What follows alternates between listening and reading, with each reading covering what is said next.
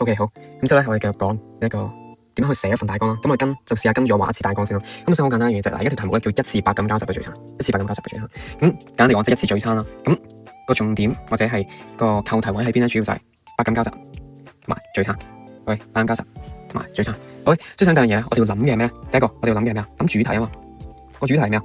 喂，如果我哋諗，首先我哋要決定我哋寫名利啊、寫親情啊、寫夢想啊，定係寫咩好咧？咁好啦，我第一樣嘢咧，我係會諗寫親情嘅。OK，就確定咗個方向先。嗱，我哋而家決定咗要寫親情啦。OK，第二樣嘢，我哋要諗咩咧？我哋要諗扣題嘅位，扣題位，亦即係咩咧？故事內容，大概故事內容啦，即係起承轉合同埋扣題位。首先，百感交集，我哋要諗下有啲咩百感先。百感交集，喂，其實好簡單啫，百感交集。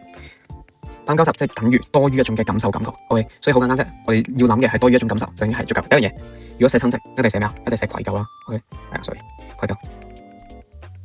OK，第二樣嘢就寫咩？就酸，可能係心酸啦。OK，求其一種啦。OK，心酸就係可能係內疚啦。OK，等等啦。OK，總之多於一種感受先。OK，百感交集。OK，起碼你諗到幾種唔同嘅感受先，起碼唔同嘅感受。第二樣嘢就要諗聚餐啦。OK，如果你要寫親情啦，其實好簡單嘅嘢啫。寫親情一定係同邊個聚餐？一定係同爹哋媽咪聚餐噶。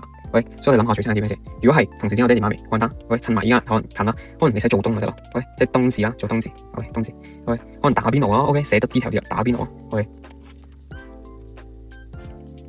好，咁之後咧，仲有就係啲咩？可能你可能補充多少少 detail 啦。點解你會覺得愧疚、心酸、內疚？喂，同個聚餐之間有咩關係啊？最簡單一樣嘢，點解會覺得愧疚啊？你有冇就寫可能你太耐冇陪爹哋媽咪咯？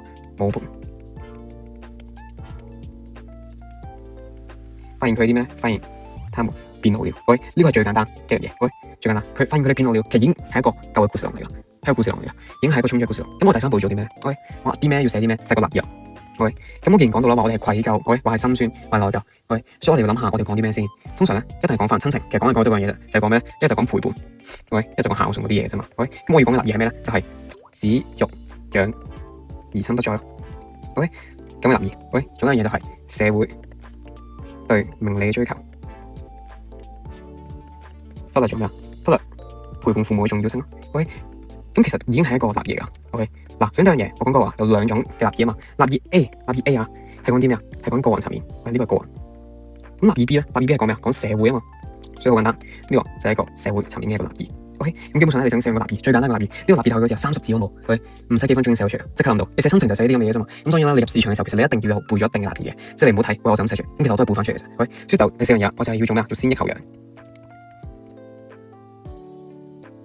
OK，你開始要點咧？你要話自己係一個不孝子咯。例如啲咩咧 ？OK， 好簡單啲嚟講，不孝子又唔真係講話打父母嗰啲嘅。喂，其實好簡單嘅啫，你話你自己工作忙碌。工作忙碌，又成日揾啲理由去搪塞父母嘅，可能係約會咯。OK， 可能母親節話叫你翻嚟食餐飯，OK， 但係你就揾啲理由話工作好忙，喂，搪塞佢。仲有一樣嘢最簡單就係點咧？覺得父母煩咯。呢三樣嘢係咩㗎？呢三樣嘢都係負面嘅。OK，係個負面。其實呢三樣嘢已經營造到你係一個不孝子。OK，咁之後你可以點咧？就帶出你嘅個人轉變咯。咁所以其實好簡單啫。你帶出你個人轉變，其實就已經係一個立意啦。即係你話經歷咗可能食完呢餐飯之後，百感交集，有愧疚，有心酸，有內疚，去最後覺醒啦，發現咗啲嘢。然後就決定，由呢刻開始咧，佢花啲時間去陪伴父母，咁其實就已經係一個百感交集，亦都係一個聚餐，扣咗一樣嘢。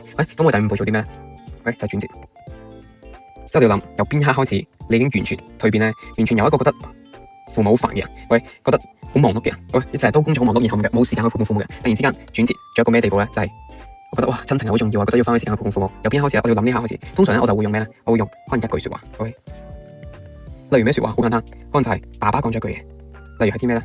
例如啲咩？可能佢關心你咯，可能話覺得你瘦咗，食得唔夠，或者再簡單啲一樣嘢，OK， 就係咩咧？可能就係話想同你過個生日，或者可能再簡單啲嚟講，就係希望咩啊？希望你週末可以陪我飲茶咯。喂，其實咁樣一句嘢已經可以點啊？作為一個轉折，然後點醒你？哇！你發現到你點啊？冇珍惜父母。喂，由呢刻開始，經過咗呢個轉折之後，你決定珍惜父母，花時間去陪佢哋。OK，呢個就係一個轉折位咯。OK， 好啦，咁之後咧，最後一樣嘢，第六步。喂，做啲咩咧？可能就用意象咯，有啲咩意象？即係喺個打邊爐入面有啲咩意象咧？例如可能係熱湯，OK， 或者係啲咩咧？一個係可能係例如午飯餡咯 ，OK， 午飯呢啲咁嘅物件可能各自代表緊啲咩？熱湯可能就係爹哋媽咪為你準備熬咗好耐嘅湯 ，OK， 係代表緊啲咩啊？代表係父母對你嘅愛。咁午飯餡可能代表啲咩？午飯餡可能係咩？我最中意食嘅嘢。咁同時之間亦都代表啲咩咧？就係父母對你嘅惦記。點解佢對你惦記？因為佢點解佢對你惦記？好簡單一件事啫，就係因為呢樣嘢係最中意食噶咯。喂，佢仲記得你中意食呢樣嘢，所以佢就幫你叫咗好多嘅五花腩，喂，就等你翻嚟食飯。喂，咁呢個就係意象，亦都係最後加嘅嘢。咁最後一步啦，就諗下回扣。我哋諗下我哋寫嘅嘢扣唔扣到呢一條題目先？條題目叫咩啊？一次百感交集最慘。我哋有冇百感咧？有愧疚，有心酸，有內疚，甚至最後面有覺醒。OK，呢樣嘢扣緊百感交集，因為父母覺得自己忽略咗照顧父母，所以有嘅百感。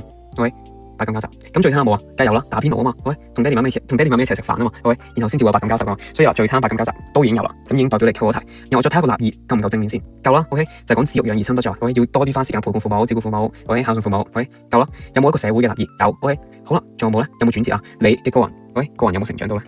喂，梗係有成長到啦。喂，由一個本身不孝嘅人，喂，有好多理由去拒絕爹哋媽咪嘅約會嘅時候，變成點咧？喂，有個個人成長，開始珍惜同爹哋媽咪相處時間，開始願意同爹哋媽咪喺朝早嘅時候一齊去飲茶，珍惜花啲時間陪伴佢哋。喂，一個轉折，咁已經係篇一個好嘅立意，一個充足嘅一個咩啊？一個大綱。咁到時候你寫篇文嘅時候，你跟翻住你寫嘅一個立意去寫呢樣嘢就得噶啦。OK，咁就係咁，好。